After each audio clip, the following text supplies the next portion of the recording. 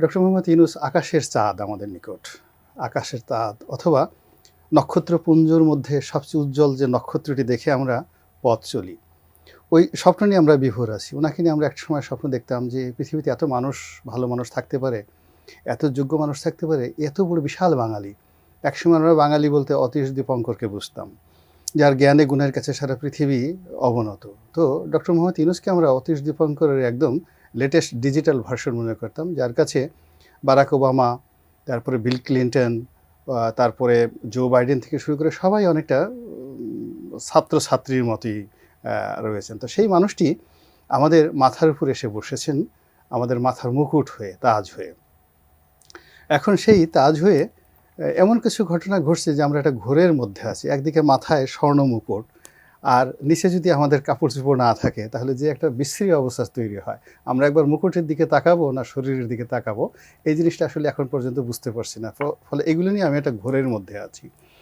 যদি আপনি বাস্তব অবস্থাতে দেখেন, সরকারের উপদেষ্টা বা ডক্টর মোহাম্মদ ইউনূস তাদের কথাবার্তা শুনেন, মনে হচ্ছে যে বাংলাদেশের দুধ আর মধুর নহর প্রবাহিত হয়ে যাচ্ছে। আমরা অভাগা জাতি, আমরা দুধও দেখতে পাচ্ছি না, নহরও দেখতে পাচ্ছি না। ব্রেকফাস্ট, টিফিন কিংবা স্ন্যাক টাইমে মজাদার আয়োজন মানে অল টাইম ব্রেড। ফলে আমরা বলতে গেলে সেই দুধ না খেয়ে, নহরের সে মধু না খেয়ে আমরা দিন দিন শুকিয়ে যাচ্ছি। আর যদি রাস্তায় আপনি হাঁটেন, জনগণের মধ্যে দেখেন, তখন দেখবেন যে অভাব, অভিযোগ, বিশৃঙ্খলা, অরাজকতা একেবারে এগুলো কিলবিল করছে চারিদিক থেকে, এবং আমাদেরকে অক্টোবসের মতো এমনভাবে চেপে ধরেছে। অনেকগুলো মশা যদি আপনাকে একসাথে আক্রমণ করে, অনেক বুদ্ধিমান মানুষের মাথা খারাপ হয়ে যায়।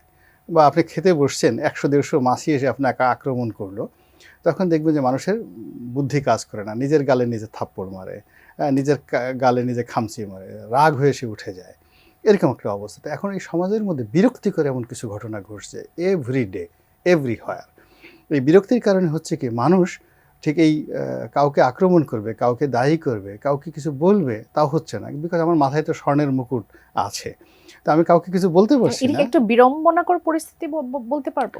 এটা বিড়ম্বনা কিনা, আমরা পাগলের মতো আচরণ করছি অনেকটা সবাই। মানে অনেকগুলো সমস্যা আমাদেরকে এমনভাবে ধরেছে যে আসলে কোনটি সঠিক, কোনটি ন্যায্য, কোনটি অন্যায্য, এই যে ধারণাটা, একটা মানবিক আশরাফুল মাখলুকাত হিসেবে আমার যে উইজডম রয়েছে, আমার যে চিন্তার ফ্রিডম রয়েছে, আমি বিচার এবং বিশ্লেষণ করে একটা ট্র্যাক, আপনি যে ট্র্যাকের কথা জানতে চাচ্ছিলেন, আমরা বলতে পারি যে এটা গণতন্ত্র, এটি স্বৈরতন্ত্র, এটি ফ্যাসিবাদ, এটি রাজতন্ত্র।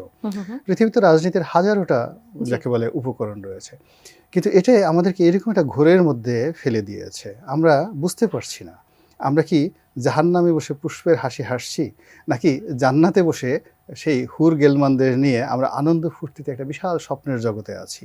আমরা বুঝতে পারছি না, আমরা কি অভাবের সাগরে পড়ে গেছি, নাকি আমরা মার্কিন যুক্তরাষ্ট্রে আছি, নাকি আমরা কোথায় আছি। কোনো কিছুই আমরা রীতিমতো বুঝতে পারছি না, আইডেন্টিফাই করতে পারছি না, অ্যাসার্টেন করতে পারছি না, এবং অ্যাট দ্য সেম টাইম আমরা সিদ্ধান্ত নিতে পারতেছি।